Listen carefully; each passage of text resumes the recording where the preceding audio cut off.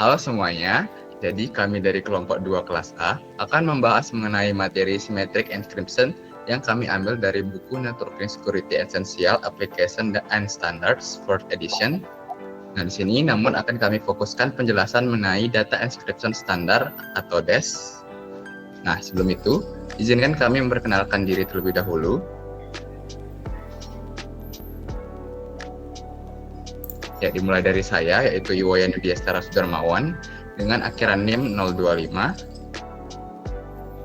Lalu, saya Ika Mampu Suara dengan NIM akhiran 022. Dilanjutkan oleh teman saya. Perkenalkan, nama saya Dewa Made Pradana Kusuma dengan NIM akhiran 023. Baik, perkenalkan nama saya Nyuman Triasti dengan akhiran NIM 028. Oke, sebelum kita ke pengertian Symmetric Encryption, di sini kita harus mengetahui dulu apa sih kriptografi dan kriptanalis. Kriptografi dan kriptanalis merupakan dua konsep yang saling berkaitan namun memiliki tujuan yang berbeda. Kriptografi berfokus pada perancangan sistem keamanan untuk melindungi informasi melalui teknik enkripsi. Sedangkan kriptanalis bertujuan untuk memecah atau menemukan kelemahan dalam sistem tersebut. Selanjutnya, Symmetric Encryption atau enskripsi simetris. Enskripsi simetris adalah jenis kriptografi di mana hanya ada dua Boleh, yang dia dapat. Ntar kata ya.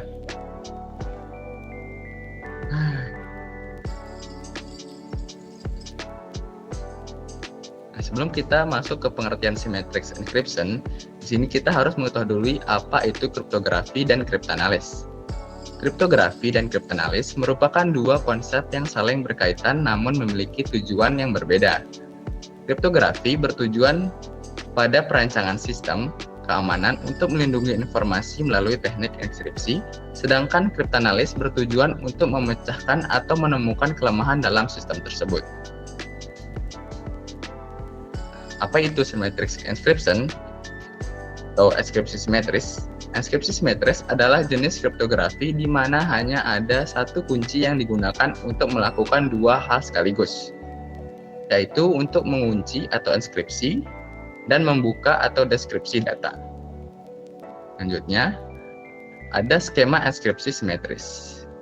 Di sini ada 5 komponen utama dalam enskripsi simetris. Yang pertama yaitu ada plain text, merupakan pesan atau data asli yang masih dalam bentuk normal dan dapat dibaca. Data ini berfungsi sebagai input utama yang akan diproses dalam sistem enskripsi. Kemudian yang kedua ada encryption algorithm, yang merupakan proses yang melakukan pengolahan data melalui teknik substitusi dan transformasi untuk mengubah plain text menjadi bentuk yang tidak dapat dipahami. Selanjutnya, yang ketiga itu ada secret key, yaitu merupakan kode rahasia yang mengontrol cara kerja algoritma dalam mengacak informasi. Nah, tanpa kunci yang tepat, algoritma tidak akan bisa menghasilkan pola acakan yang benar. Selanjutnya, yang keempat yaitu ada ciphertext, yang merupakan hasil dari proses enkripsi berupa pesan yang telah diacak. Ciphertext bergantung pada plain text dan kunci rahasia, sehingga tanpa kunci yang benar, pesan tidak dapat dipahami. Selanjutnya yaitu komponen yang kelima, yaitu ada description algorithm, di mana proses ini kebalikan dari enskripsi yang digunakan untuk mengembalikan ciphertext menjadi plain text dengan menggunakan kunci rahasia yang sama. Selanjutnya, nah, ini adalah gambaran proses dari skema enskripsi simetris.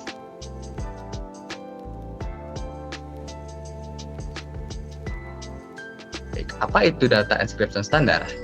Data encryption standar atau DES merupakan salah satu algoritma kriptografi simetris yang memiliki peran penting dalam sejarah keamanan informasi. DES dikembangkan oleh IBM berdasarkan algoritma yang dikenal sebagai Lucifer. Kemudian diadopsi oleh National Institute of Standards and Technology atau NIST sebagai standar enskripsi resmi di Amerika Serikat pada tahun 1977. Nah, tujuan utama pada pengembangan DES adalah untuk menyediakan metode enskripsi yang dapat digunakan secara luas oleh pemerintah dan sektor industri dalam melindungi data sensitif. Meskipun pada masa DES dianggap aman, perkembangan teknologi komputasi membuat algoritma ini kini tidak lagi cukup kuat karena panjang kunci yang relatif pendek, sehingga telah digantikan oleh algoritma yang lebih aman seperti AES. Selanjutnya, apa itu block chipper? Block chipper adalah algoritma enskripsi simetris yang memproses input plain text dalam potongan-potongan ukuran tetap yang disebut dengan blok. Baik, selanjutnya akan dijelaskan oleh rekan saya. Udah start record, boleh dah.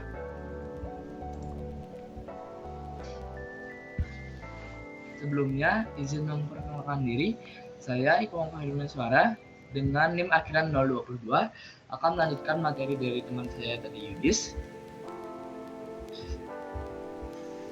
Selanjutnya yaitu parameter DES. Sesuai dengan definisinya sebagai block chipper, parameter utama DES adalah ukuran blok tetap sebesar 64 bit.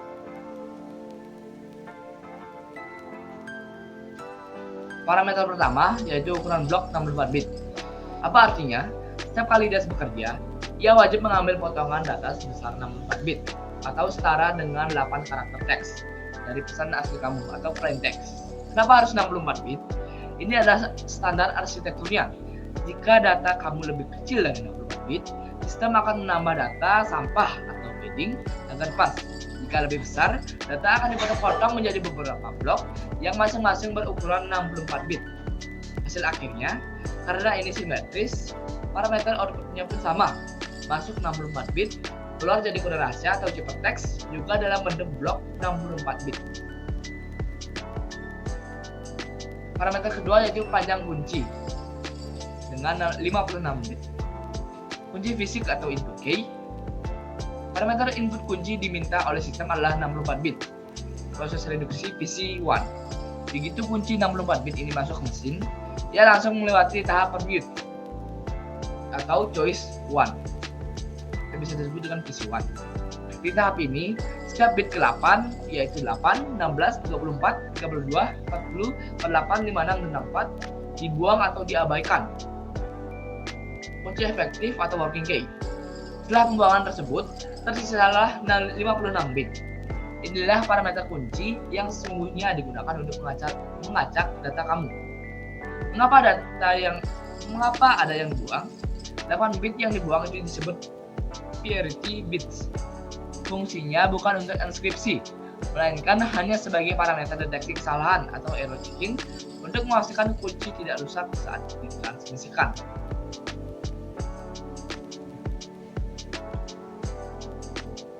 Analoginya seperti sebuah mesin penggiling. Mesin ini punya dua parameter atau batasan tetap. Yang pertama yaitu parameter lubang masukan. Lubangnya didesain pas untuk kotak berukuran 64 cm. Jadi bahan apapun yang masuk harus dibentuk menjadi kotak 64 cm dulu agar bisa diproses. Parameter kekuatan mesin. Mesin ini butuh bahan bakar sebanyak 64 liter. Tapi uniknya, mesin ini punya saringan otomatis yang membuang 8 liter air kotor yang tercampur di dalamnya. Jadi, tenaga murni yang menggerakkan mesin hanya berasal dari 56 liter bahan bakar bersih. Itulah yang disebut sebagai blok 64 bit dan kunci efektif 56 bit.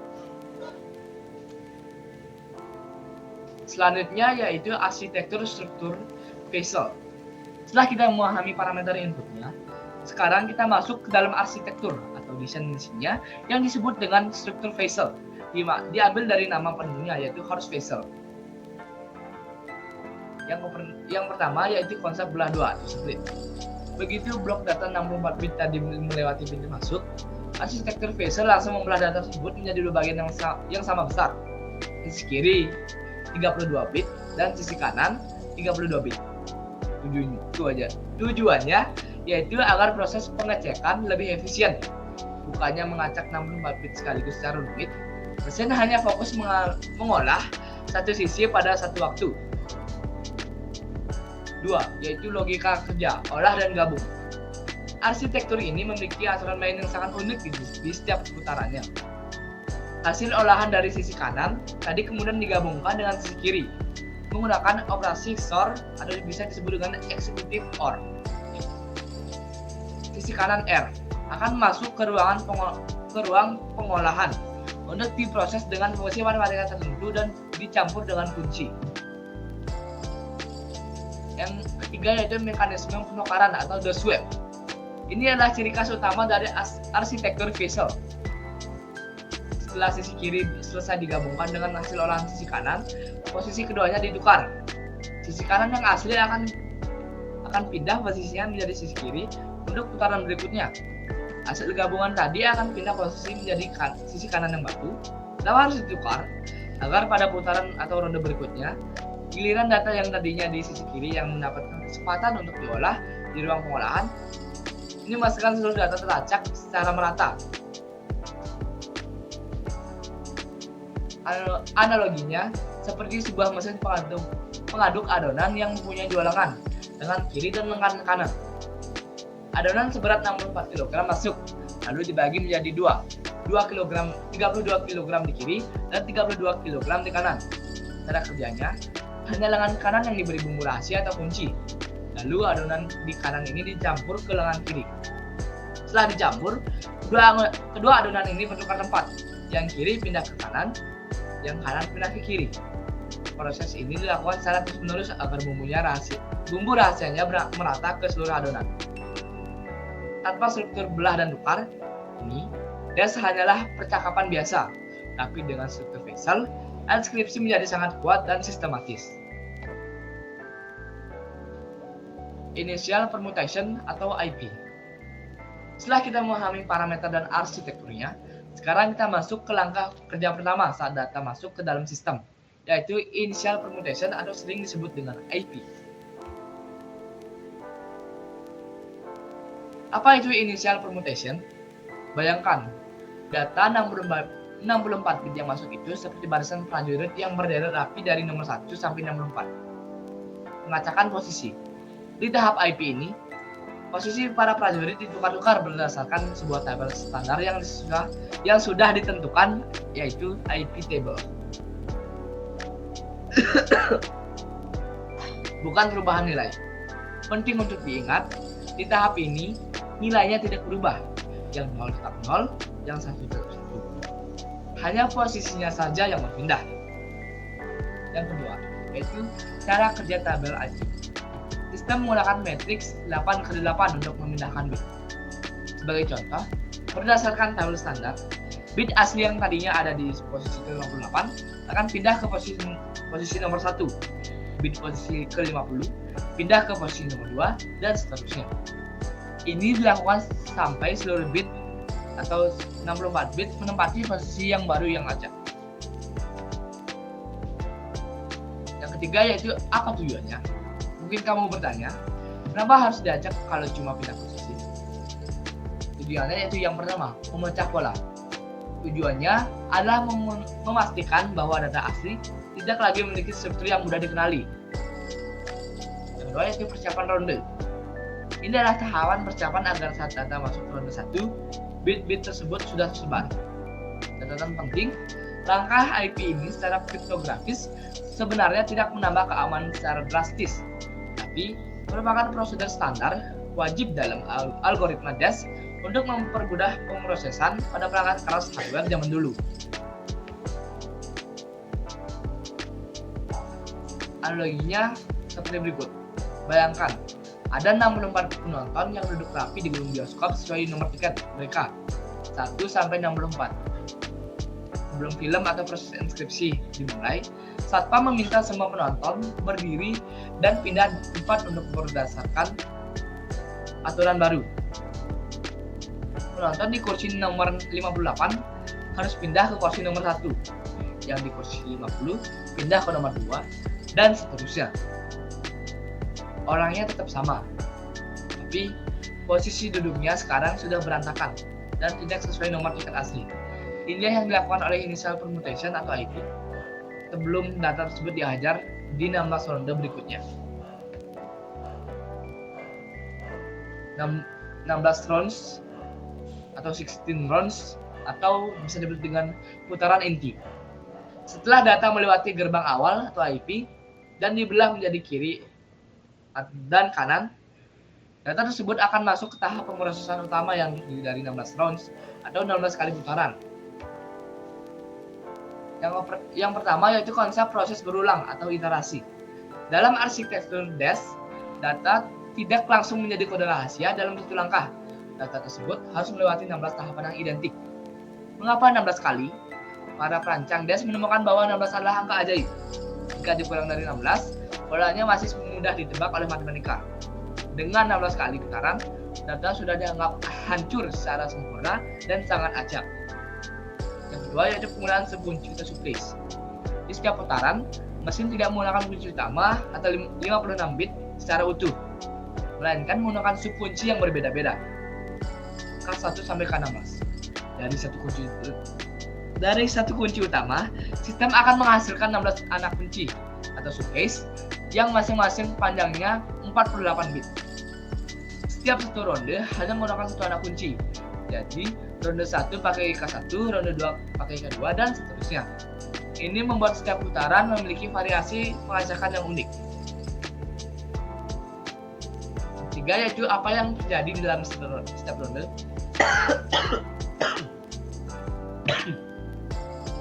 Secara garis besar atau alur makro, di setiap ronde terjadi hal berikut. Sisi kanan atau R diolah dengan fungsi limit dan dicampur dengan subkunci.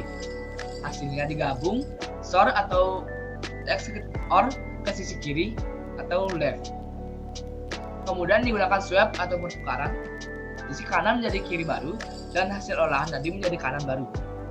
Proses ini diulangi terus sampai 16 kali. Final permutation. Setelah melewati 16 putaran yang sangat intens, data 64 bit kita sudah dalam kondisi sangat acak.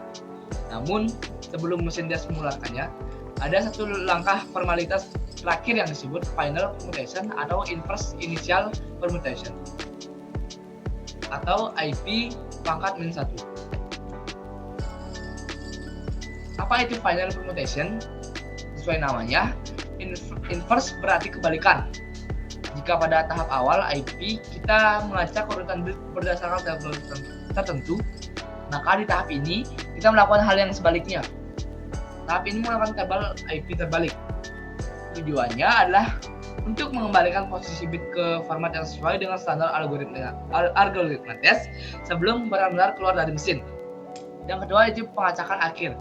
Meskipun disebut mengembalikan, karena data yang diproses di 16 ronde sudah berubah total nilai bitnya 0 jadi 1, 1 jadi 0. Proses pembalikan posisi ini tidak akan mengembalikan pesan ke bentuk asli. Justru ini adalah sentuhan terakhir yang memastikan bahwa hubungan antara pesan asli atau plaintext dan pesan rahasia atau ciphertext menjadi semakin sulit untuk dipetakan oleh peretas. Yang ketiga yaitu hasil akhir atau ciphertext. Setelah melewati tabel IP IP pangkat min 1, ini data resmi keluar sebagai ciphertext 64 bit. Ukurannya tetap sama dengan saat masuk 64 bit karena ada dari angka biner acak dan tidak memiliki arti bagi siapapun yang tidak memiliki kunci yang benar. Data ini sekarang siap dikirim melalui jaringan internet yang tidak aman sekalipun. Analoginya yaitu seperti barang atau data dipotong-potong, diberi bumbu, dan diaduk selama 16 kali putaran. Barang tersebut sekarang sudah jadi, tapi kamu tidak bisa mengirimnya begitu saja dalam keadaan berantakan. Final permutation atau IP pangkat min 1 ibarat mesin pengemasan terakhir. Mesin ini menata ulang posisi barang tersebut agar pas masuk ke dalam kotak standar sebelum disegel. Meskipun posisinya dirapikan kembali, isi di dalamnya sudah berubah total menjadi sesuatu yang baru. Begitu keluar dari mesin ini, paket tersebut sudah resmi menjadi ciphertext yang terkunci rapat dan siap dikirim ke tujuan. Mungkin sekian dari materi yang bisa saya sampaikan. Materi selanjutnya akan dibawakan oleh teman saya. Terima kasih. Oke, tak stop dulu ya.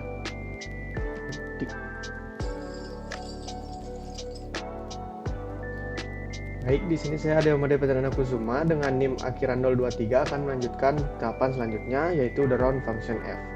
Yang dimana the round function f ini adalah tahapan selanjutnya setelah initial permutation yang telah dibahas pada pembahasan sebelumnya oleh rekan saya. Setelah proses initial permutation, data masuk ke proses inti yaitu 16 putaran Vestel. Pada setiap putarannya, data dibelah menjadi dua, yaitu setengah kiri dan setengah kanan. Setengah kanan akan diproses ke dalam fungsi f atau Vestel function, sedangkan setengah kiri hanya menunggu. Output dari fungsi f nantinya akan di XOR-kan dengan setengah kiri tersebut. Next. Nah, adapun fungsi f tersebut sebagai berikut, yang dimana seperti yang sudah dikatakan tadi, fungsi f tersebut akan dijalankan dan hasilnya nanti akan di XOR-kan dengan setengah data kiri yang dimana hasilnya akan menghasilkan data kanan baru. Nah, pada fungsi f ini mengambil dua input berupa 32 bit data kanan dan 48 bit round key. Next. Nah, pada the round function f ini terdapat 4 tahapan, yaitu yang pertama expansion atau epoch, di mana data input yang berukuran 32 bit diekspansi menjadi 48 bit agar ukurannya sama dengan kuncinya. Pada tabel tersebut terdapat 16 bit yang diduplikasi dan diletakkan pada posisi yang berbeda sehingga totalnya menjadi 48 bit. Bisa dilihat pada gambar, terdapat epoch expansion table yang dimana tabel ini berfungsi mengekspansi data dari 32 bit menjadi 48 bit, yang dimana bisa dilihat pada baris 1 terdapat nilai value 4 dan baris 2 juga terdapat nilai value 4, dimana ada nilai yang sama diduplikasi tetapi terletak di posisi yang berbeda. Bisa dilanjutkan.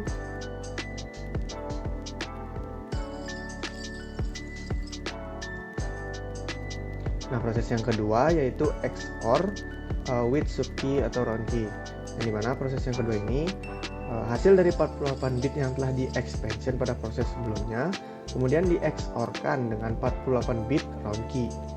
Nah, round key ini dihasilkan dari proses key scheduling. Apa itu key scheduling nanti akan dibahas pada tahapan selanjutnya. Next.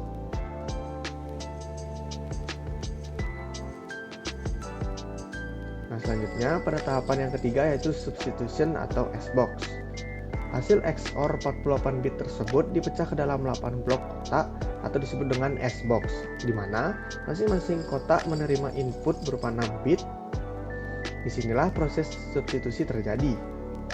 Setiap S-box tersebut mengubah 6 bit input menjadi 4 bit output menggunakan lookup table atau tabel substitusi yang berisi 4 baris dan 16 kolom. Next.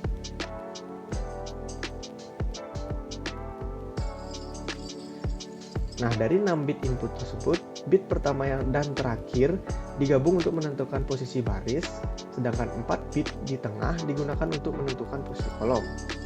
Bisa dilihat pada tabel, 48 bit dari hasil XOR pada tahapan kedua itu dipecah ke dalam 8 S-box, S1 sampai S8, dengan masing-masing S-box tersebut terdapat 6 bit input dan outputnya berupa 4 bit.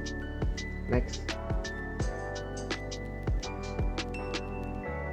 Nah, sebagai contoh di sini terdapat lebih detail dari S-box-nya, yang dimana terdapat baris yang berupa 00, 01, 10 dan 11 itu berupa baris, dan di atasnya 000 sampai 111 itu adalah berupa kolom. Sebagai contoh, terdapat input 6 bit berupa 101010. Nah, kita lihat di sini pada bit pertama dan bit terakhirnya yaitu 1 dan 0. 1 0 ini digabungkan dan ini adalah menentukan posisi baris pada tabel. Kemudian bit 4 bit di tengahnya yaitu 0101, yang dimana ini menentukan posisi kolom pada tabel. Sehingga bisa dilihat pada tabel dari baris dan kolom tersebut mendapatkan nilai atau value yaitu 6. Nah, nilai 6 ini akan dirubah kembali ke dalam bentuk bit sehingga menghasilkan output berupa 4 bit yaitu 0110. Sehingga dari input 6 bit tersebut lalu akan menghasilkan output 4 bit dari proses substitution. Proses yang sama dilakukan ke 8 S-box. Hasil akhir dari proses substitution ini menghasilkan 32 bit block dari proses substitution. Next. Nah, tahapan yang terakhir yaitu tahapan keempat yaitu permutation. Setelah melewati 8 S-box, data kembali berukuran 32 bit.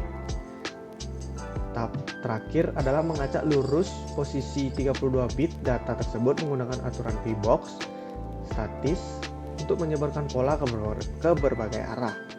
Bisa dilihat pada gambar di sebelah, itu adalah P-box permutation, sehingga data tersebut dilakukan secara acak terhadap 32 bit hasil dari substitusi tersebut.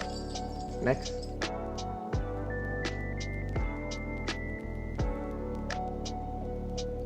Nah, setelah melewati fungsi F, output 32 bit tersebut lalu di-XOR-kan dengan 32 bit data kiri.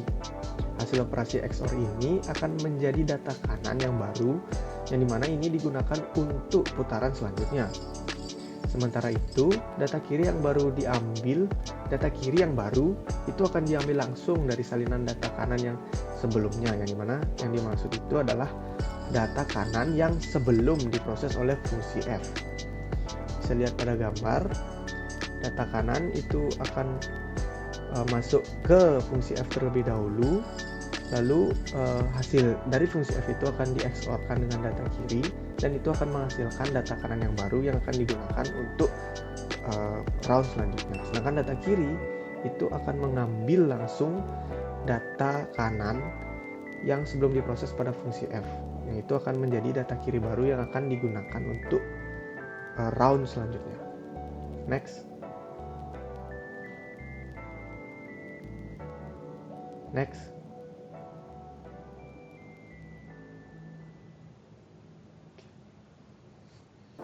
Nah, selanjutnya adalah key scheduling.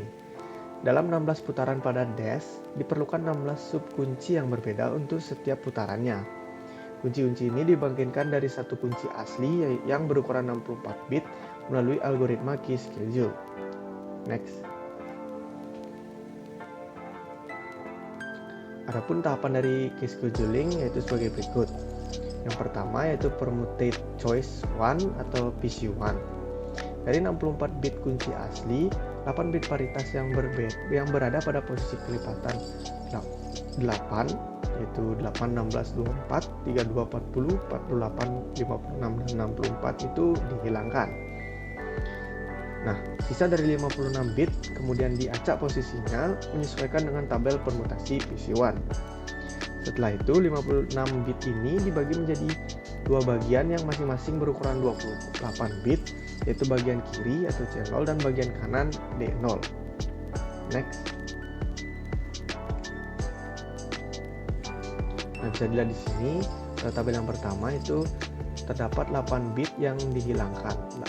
Bit dengan kelipatan 8 yang dihilangkan. Kemudian tabel kedua yang sebelah kanan yaitu adalah tabel permutate choice 1-nya yang mengacak data 56 bitnya, dan yang pada tabel yang di bawah itu adalah hasil 56 bit yang dibagi dua menjadi data kiri dan data kanan. Next.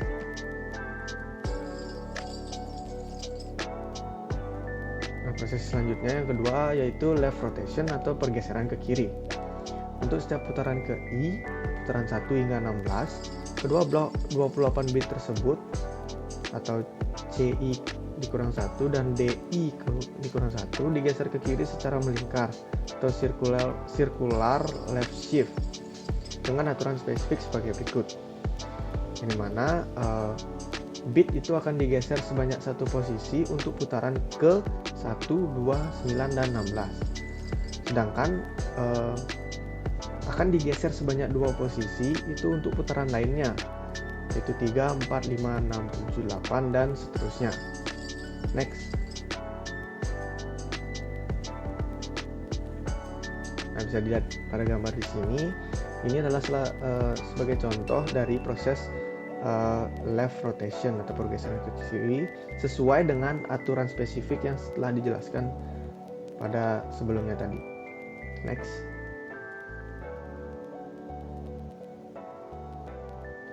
Nah, hasil dari left rotation tersebut baik pada blok kiri dan blok kanan hasilnya akan digunakan dalam 2 proses, yaitu nilai CI dan DI digunakan sebagai input untuk ronde selanjutnya. Yang dimana ronde selanjutnya itu yang dimaksud adalah akan digunakan untuk left circular shift untuk ronde berikutnya.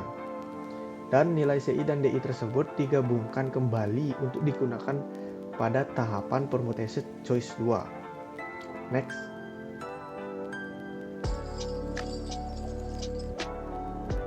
Nah, tahapan selanjutnya yaitu yang ketiga, permutate choice 2 atau PC2. Blok 56 bit hasil dari left rotation kemudian digabungkan kembali. Dari gabungan ini 8 bit kembali dihilangkan dan 48 bit sisanya diacak menggunakan tabel permutasi PC2. Hasil dari proses inilah yang menjadi kunci 48 bit yang siap digunakan untuk putaran ke I pada fungsi F. Bisa dilihat pada gambar, itu adalah tabel permutasi untuk PC2 table. Next. Baik, sekian materi yang dapat saya sampaikan. Untuk materi selanjutnya akan dijelaskan oleh rekan saya. Terima kasih. Baik, perkenalkan saya Nyoman Triasti dengan akhiran NIM 028. Di sini saya akan menjelaskan mengenai mode operasi block keeper, di mana algoritma seperti DAS memproses data dalam bentuk blok dengan ukuran tetap, misalnya 64 bit. Untuk mengenkripsi pesan yang lebih panjang dari satu blok diperlukan mode operasi. Berikut adalah 4 mode utamanya, yaitu yang pertama yaitu Electronic Codebook Mode atau ECB. Kemudian yang kedua yaitu Chipper Block Chaining atau CBC. Kemudian yang ketiga yaitu Chipper Feedback Mode atau CFB, dan yang terakhir yaitu Counter Mode atau CTR. Selanjutnya,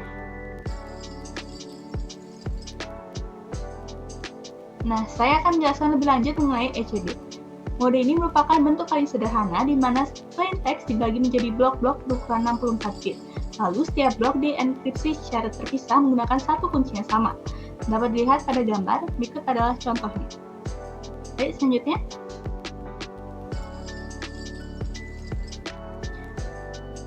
Selanjutnya itu kelemahan ECB, di mana masalah utamanya jika ada blok plain text yang isinya sama persis, maka ECB akan menghasilkan blok hypertext yang sama persis. Dampaknya dalam implementasi nyata ini akan sangat berbahaya karena pola data asli seperti format file terstruktur atau pola visual pada gambar tetap terlihat meskipun data telah dienkripsi. Oleh karena itu ECB tidak aman untuk pesan yang panjang. Selanjutnya,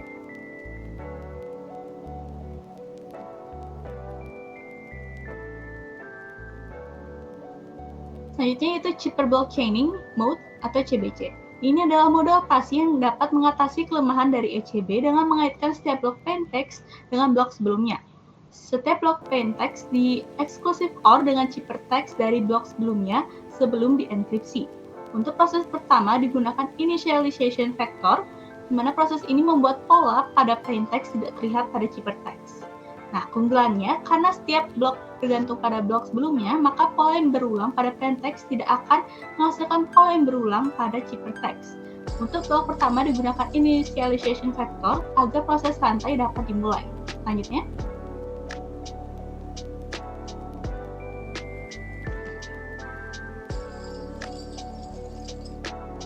yaitu Chipper Feedback Mode atau CFB. Mode ini pada dasarnya mengubah blok chipper menjadi stream chipper. Prosesnya yaitu yang pertama, mengenkripsi initialization factor atau chipper text sebelumnya untuk menghasilkan aliran kunci atau keystream. Yang kedua yaitu aliran kunci ini kemudian di exclusive OR dengan potongan pesan atau plain text untuk menghasilkan chipper text. Dan yang ketiga yaitu chipper text yang baru saja dihasilkan kemudian dimasukkan kembali atau feedback ke dalam unpair atau shift register untuk menjadi bahan dasar enkripsi potongan pesan berikutnya. Nah, intinya yang dienkripsi itu bukan plaintext-nya langsung, melainkan ciphertext sebelumnya. Selanjutnya,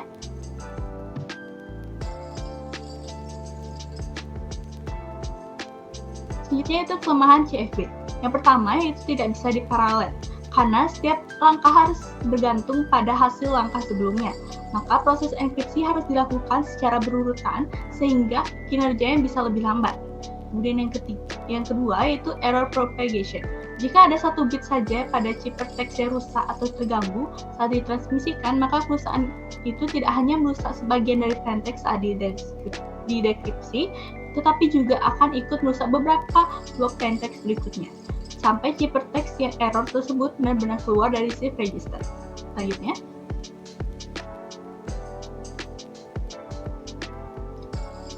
itu counter mode atau CTR.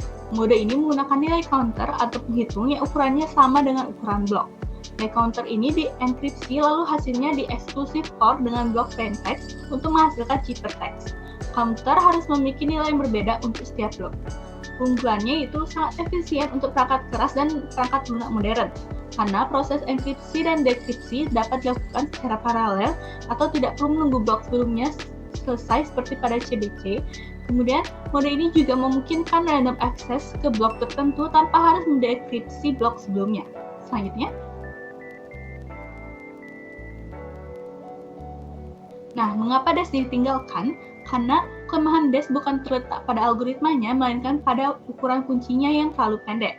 Kunci 56 bit ini berarti hanya ada sekitar 7,2 kali 10 pangkat 16 kemungkinan kombinasi kunci. Dengan menggunakan metode brute force atau mencoba semua kemungkinan kunci satu persatu, komputer modern dapat memecahkan DES dengan sangat mudah.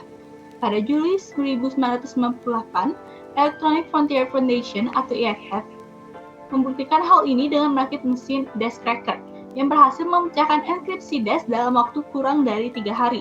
Dengan kecepatan komputasi saat ini, kunci 56 bit dapat dipecahkan hanya dalam hitungan jam atau milidetik. Selanjutnya,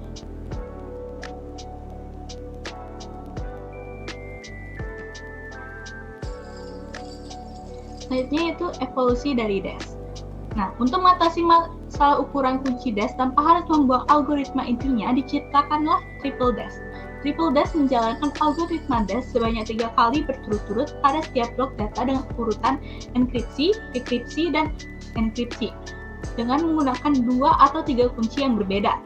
Ini menghasilkan panjang kunci efektif sebesar 112 bit atau 168 bit yang membuatnya aman dari brute force attack. Alasan triple DES mulai ditinggalkan karena melakukan 3 kali proses DES, triple DES menjadi sangat lambat atau sluggish, dapat dijalankan saat dijalankan pada perangkat lunak. Selain itu, triple DES juga menggunakan ukuran blok 64 bit yang dianggap kurang ideal untuk efisiensi dan keamanan jangka panjang. Selanjutnya, video nih. Record nih.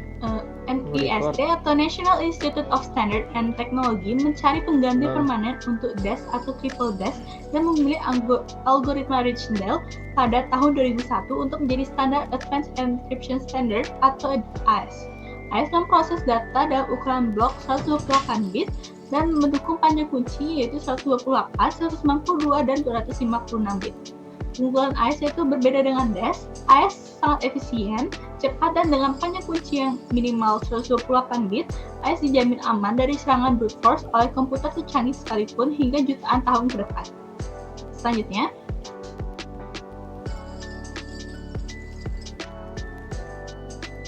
apakah sekarang DES masih aman dipakai? Jawabannya adalah tidak. DES sama sekali sudah tidak aman untuk digunakan pada sistem modern. Kelemahan pada panjang kunci 56 bit ini membuat DES sangat rentan terhadap serangan brute force, di mana peretas dengan perangkat keras yang relatif murah dapat membongkar kunci tersebut dalam hitungan jam. Selanjutnya,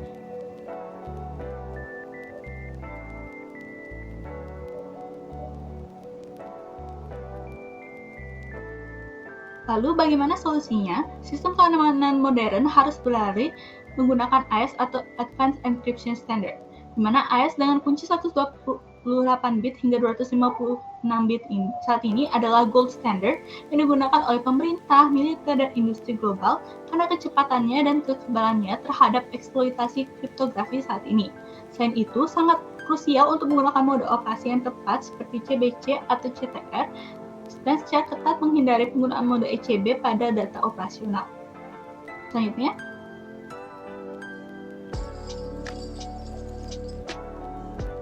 baik, sekian yang dapat kami sampaikan. Kami ucapkan terima kasih.